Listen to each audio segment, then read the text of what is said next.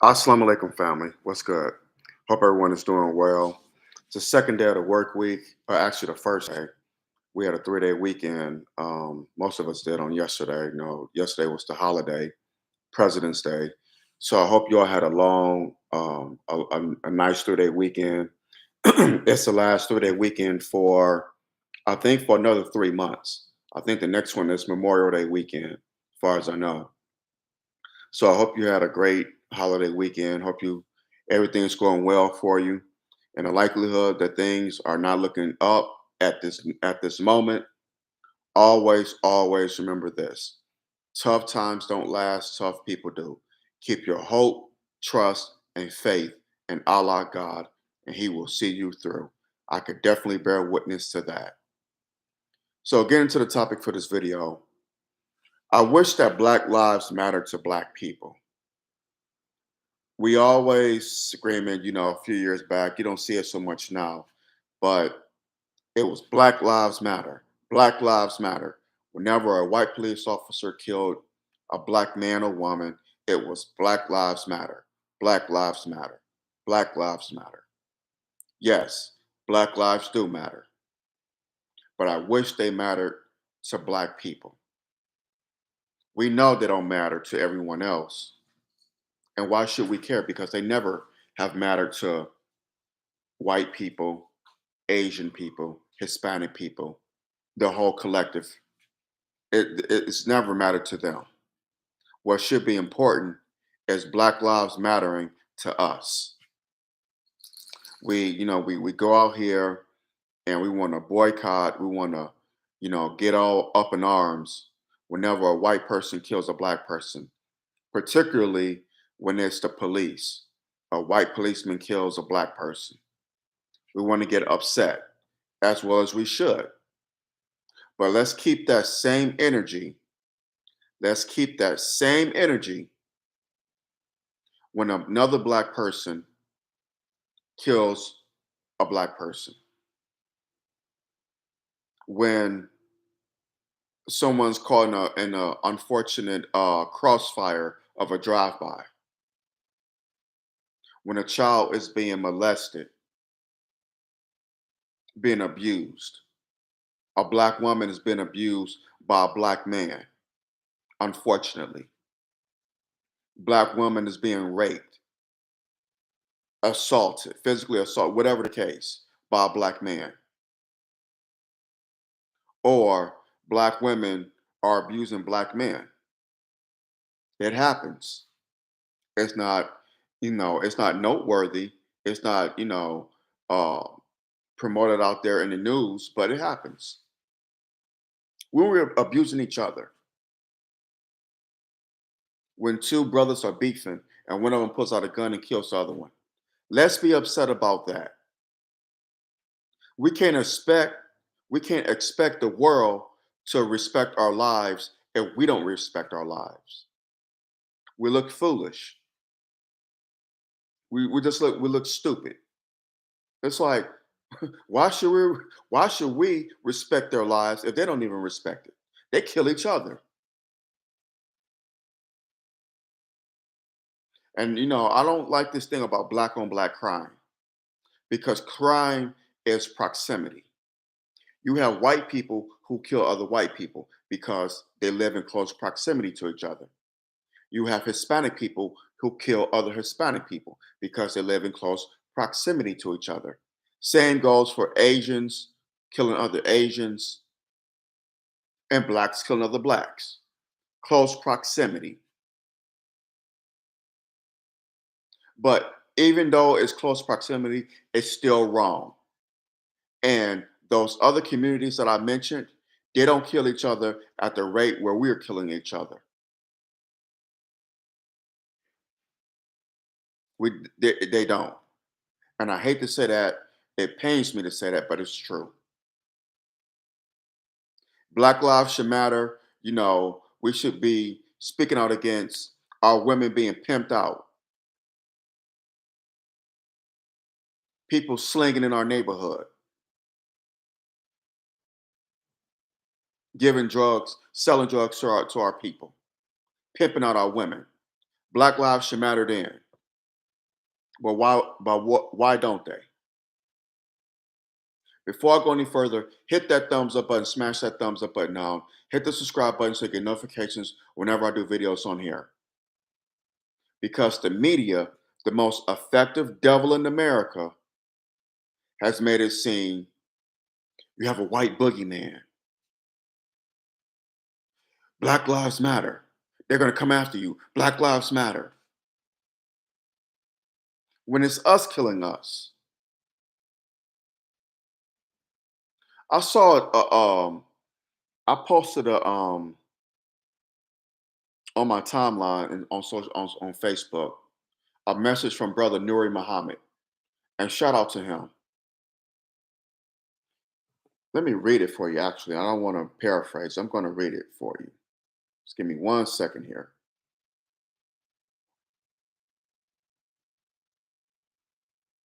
We are the only people on the planet that blame the white man for 95% of our problems, but still spend 97% of our money with them. Let me repeat that again. I don't think you heard me.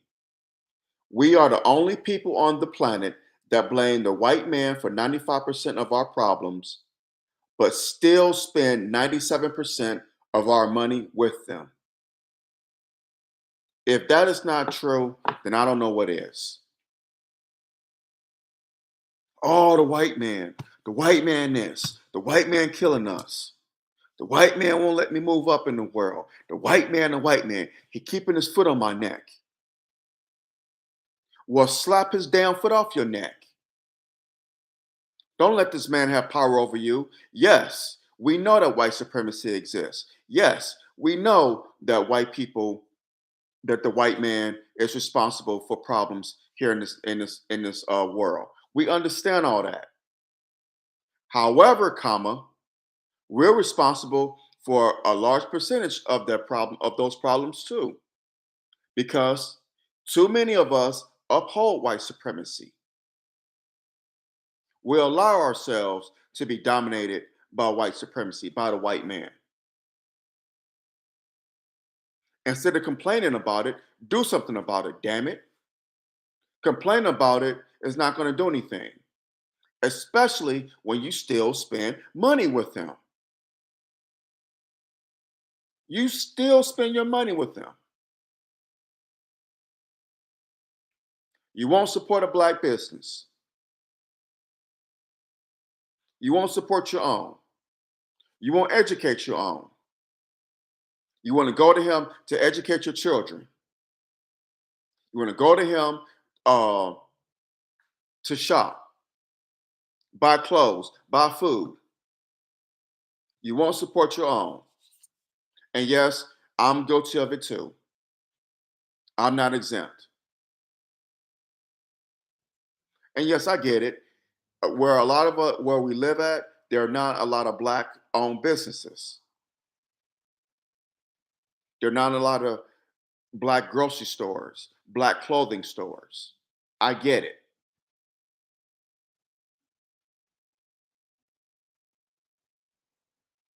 But don't complain about the white man if you want to step over the black man to shop with the white man. It's crazy. It's crazy. And we're the only people on the planet, like Brother Nuri Muhammad like Brother Nuri Muhammad said, we're the only people on the planet who do these things. You don't see Asian people shopping with their open enemy, complain about their enemy, and then shopping with them, buying from them. You don't see that. You damn sure don't see it from the Jews. Oh hell no. That's because these communities create their own. They create their own. And you can't be mad at them for that. We need to implement it. We had our own. There were plenty of black clothing stores, black cleaners, black laundromats, plenty of these places. But like Dr. Claude Anderson said, We thought the white man's ice was colder. We thought everything he had was so immaculate. We didn't want to, you know, build with what we had. So we abandoned it to go to the white man's stores. His ice is colder. Ice is ice. No matter if it's the white man's ice or the black man's ice, it's still frozen and it's still cold.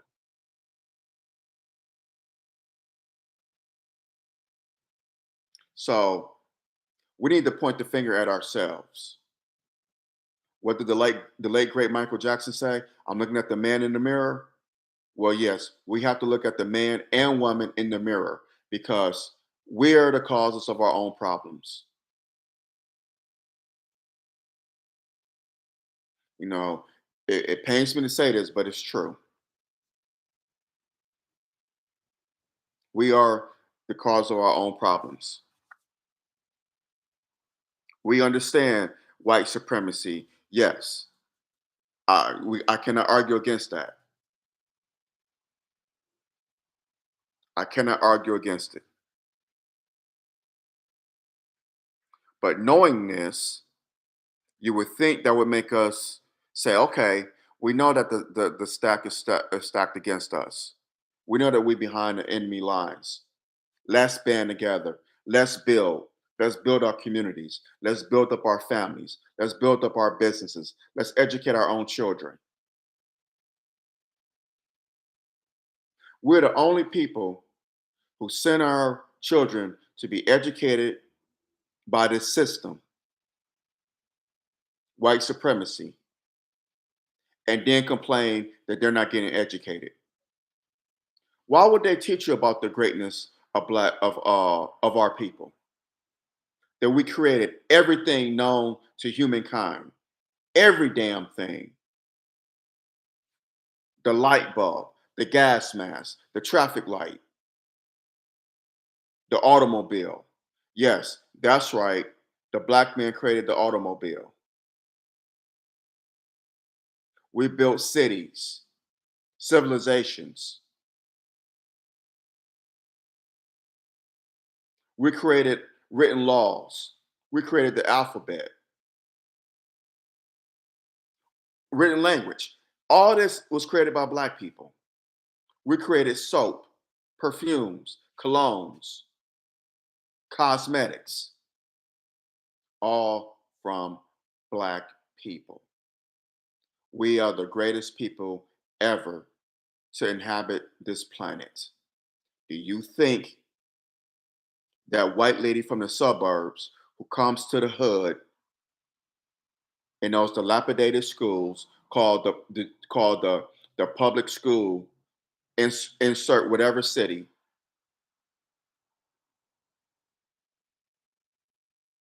do you think that they're going to tell you about our greatness? I mean, seriously.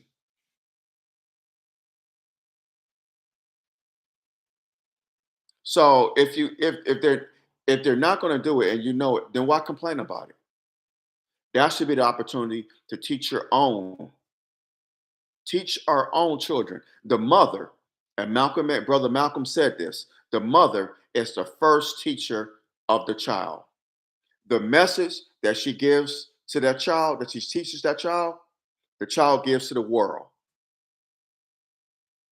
It's facts.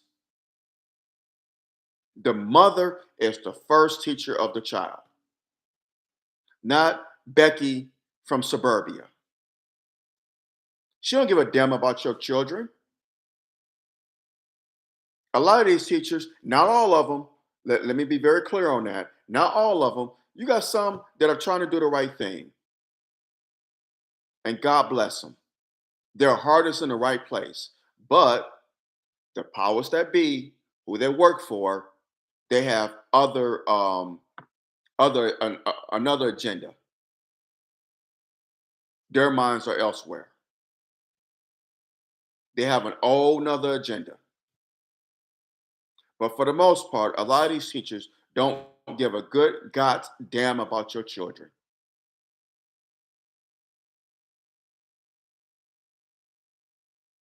How do we get back being in control? How do we get back control? We could teach all we want, but how do we get back being in control? What do we teach? You teach everything that's not being taught. You teach your kids mathematics. Teach them how to write cursive. Teach them how to write a letter.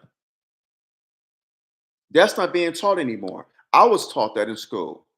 The alphabet, how to write capital, how to write in print, and then how to write in cursive. They don't teach cursive anymore. Teach them the basic mathematics and then go from there. Teach them history, our history. Have them read books, a book a day. Start them out small, and then they're gradually, progress. That's how we get back to being great. Teach them how to start their own business, how to save money. Teach them to respect money, the power of money. And there's people out there who teach these things.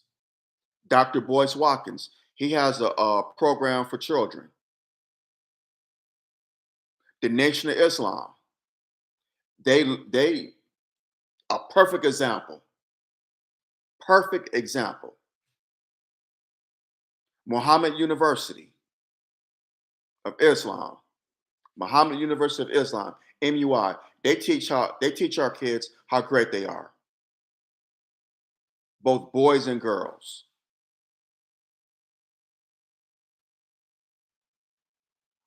And we can teach our children. We have it in us. We have it. We have the ability. We cannot wait from some white superhero to come down, a white Jesus to come down to show us how to teach our children when God has already installed it in us. He's already given us the ability to be teachers of our children.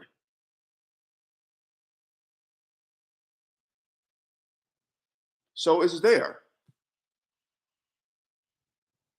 The most honorable Elijah Muhammad said, do for self. He told us that decades ago, do for self.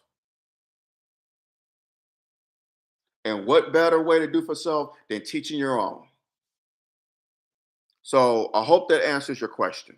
And thank you for that question, and thank you for tuning in. Salute to you. I appreciate it.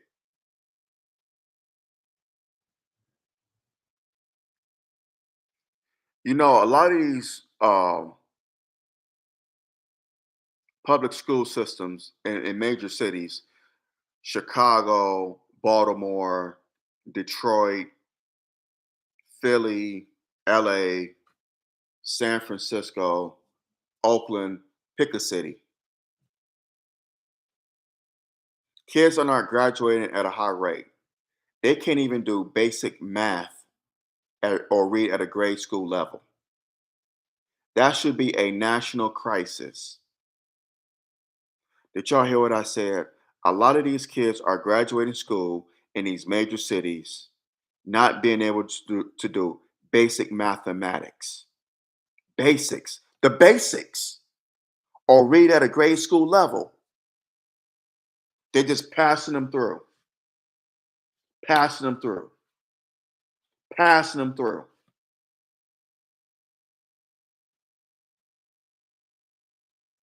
It's ridiculous. And it should be a national outcry. Could you imagine if this happened to white kids? If this happened to Asian kids or Jewish kids? There will be an outrage. An outrage. They will shut the public school system down. And I'm not mad at Trump for saying get rid of the Department of Education. The government should not be educating our children. It should not be up to the government. The late great President Jimmy Carter, his heart was in the right place, but it just what they say, the road to hell is paved with good intentions. Its intentions was good, but it's just gotten so destroyed because they're not teaching our children what they need to learn. Yes, and we do need to teach unity.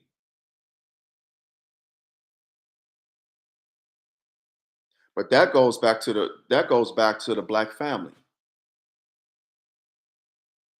The black man and black woman, I hate to say this, they're at war with each other. You have far too many, a lot, a great number of baby mamas and baby daddies at war with each other. And the children are seeing this. They are seeing this. So if the child see that daddy loves mommy, yes, they may have disagreements. Do not let your children see you argue or hear you. Try your best not to raise your voices at each other and amongst your children. Co-parenting, the black nuclear family needs to be brought back. The black nuclear family needs to be promoted. That's how you start. That's how you teach unity. The black nuclear family. Mommy loves daddy. Daddy loves mommy. Daddy is the head. Well, actually, it's God. It's the father, who's the head of the household. It's the woman who's the mother of the household. Then it's the children. That's the hierarchy. We have to teach that.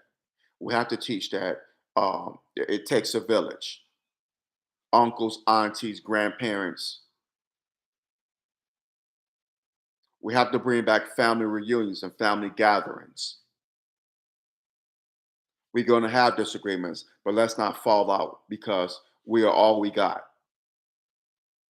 So yeah, to tailgate on what you said, yeah, that's definitely true. That's a great point, and thank you.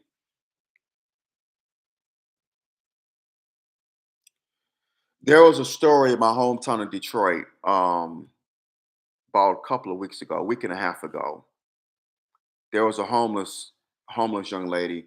She had three children. I think it was three of her children and her mother. They were sleeping in her minivan.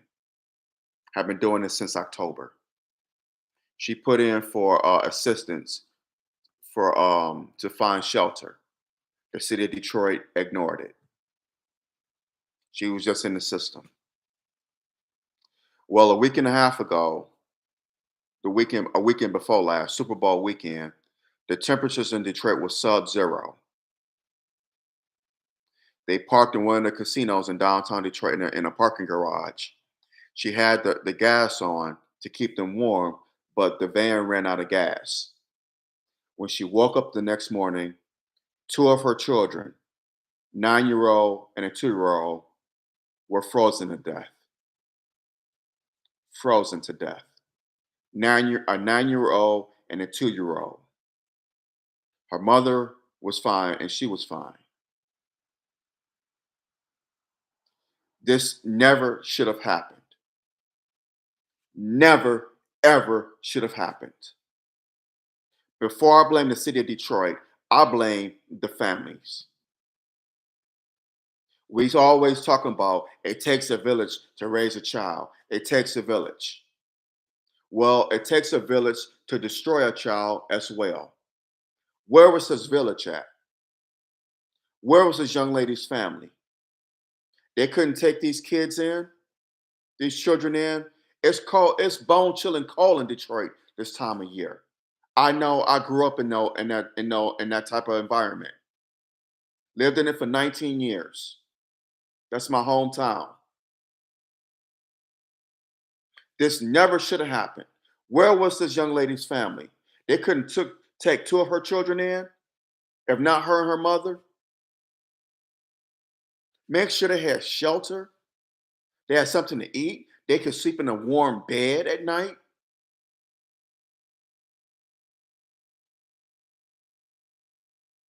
Where was the father's family? Well, oh, he said in an interview on the news, well, she telling lies. It's her. He's blaming her. Well, She asked me, could I take the kids? And I want to know why.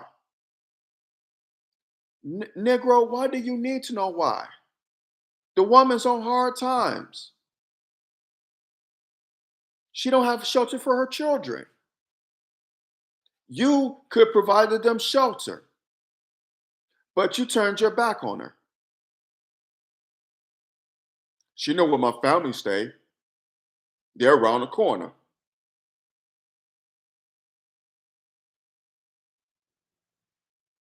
Maybe she didn't feel comfortable with your family because they're toxic like you, or they were judgmental of her. We don't know the story behind that. Maybe she's not close with your family. Talking about the father, that is, his family. But there's no excuse for this to happen. None. So I blame both family members. And this poor lady, she got to second guess herself after she buried her children, a 9 and 2 year old. She gonna second guess herself. I should have done this. I should have done that. Maybe if I wouldn't have done this. And that shouldn't be the case. And it's heartbreaking because it never should have happened. Never. I blame the city of Detroit because while you building all this housing for college students, for rich white folk or well-to-do folk in Midtown and elsewhere, you can't provide services for this woman that was in need. This woman made sure her children was dressed for school. She made sure they did not miss a day of school. God bless this woman. But now she has to suffer because two of her children froze to death in those frigid temperatures in Detroit. They're gone. So I blame the city last, but I blame the families first because this never should have happened. Never ever should have happened. It's bullshit. And it should outrage all of us because this could happen anywhere. But we want to talk about Black Lives Matter. Obviously, they don't because the lives of these two children, these two babies, they didn't matter. A 9 year old and a 2 year old.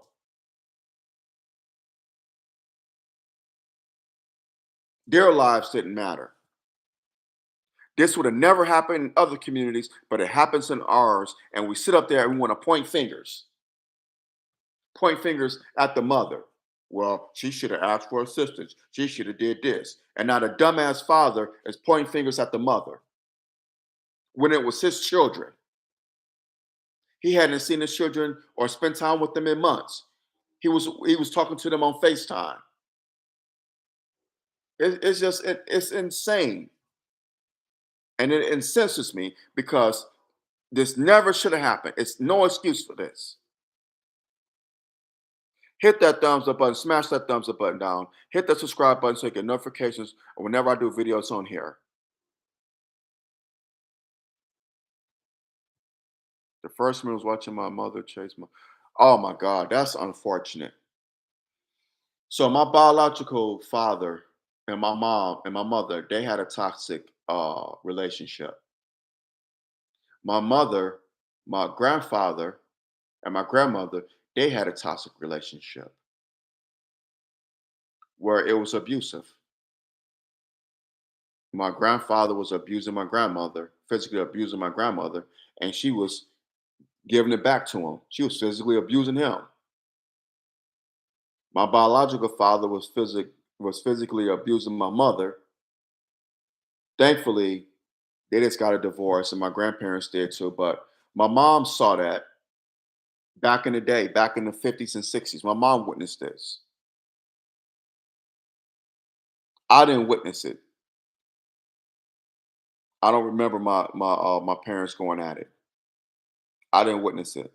But I did have, and by the grace of Allah, I did have a healthy black nuclear family dynamic. Yes, my parents got into arguments. Yes, on occasion, my mother or father would raise their voices at each other, but it never got to being physical. They never called each other names.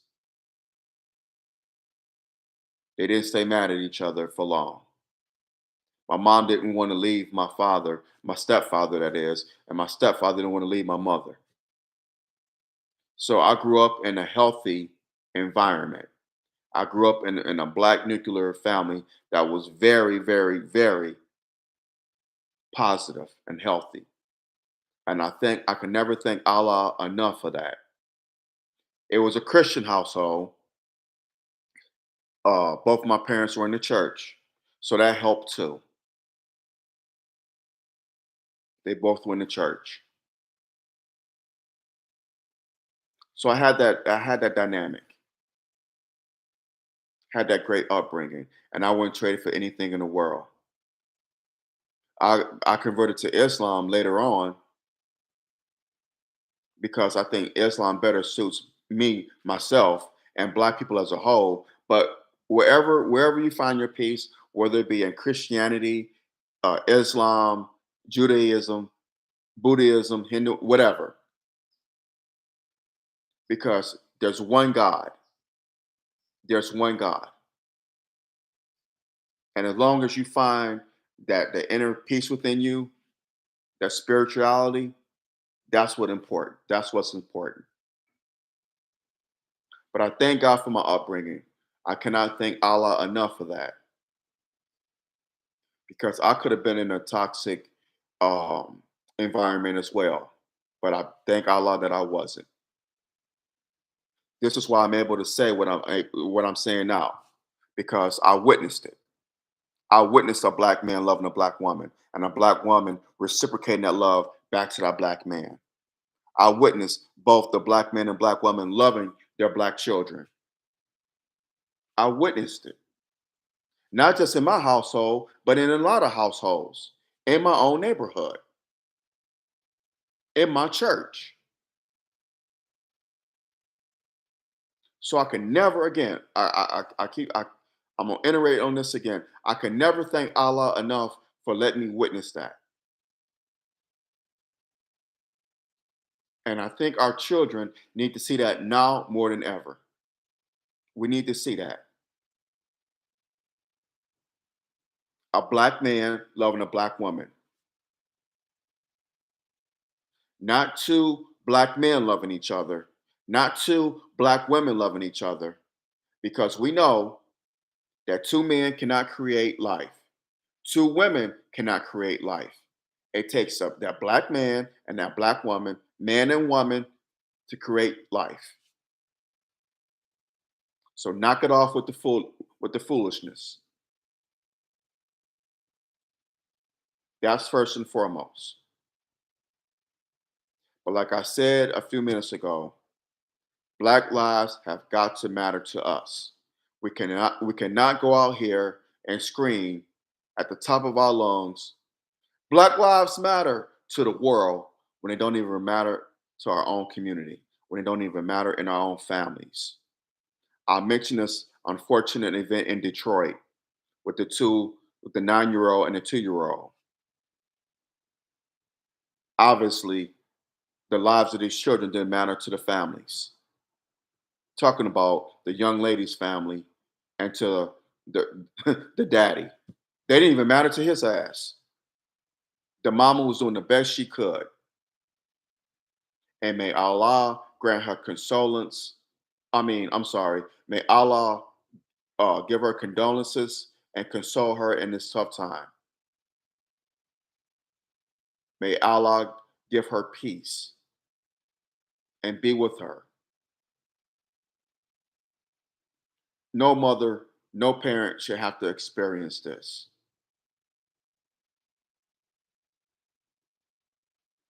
No parent. But again, Black lives need to matter to Black people first before they can matter to anybody else. Need to bring back the Black Panthers? Yeah. Well, the government destroyed the Black Panthers because they did not want to see another black. They did not want to see a black Messiah. That's what J. Edgar Hoover said. They took out Brother Malcolm. They took out Brother Dr. King. They had to take them out. So then you had the Black Panthers come, and you saw what happened there. They infiltrated them and they broke up the Black Panthers. They infiltrated the Nation of Islam too, but they could not break up the Nation of Islam. They tried. They created a rift between Brother Malcolm and the Most Honorable Elijah Muhammad. Well, between Brother Malcolm, infiltrators. They infiltrated the Nation of Islam. However, the Nation of Islam is still here today. They're still standing strong. So yeah, bring back the Black Panthers, but we have the Nation of Islam.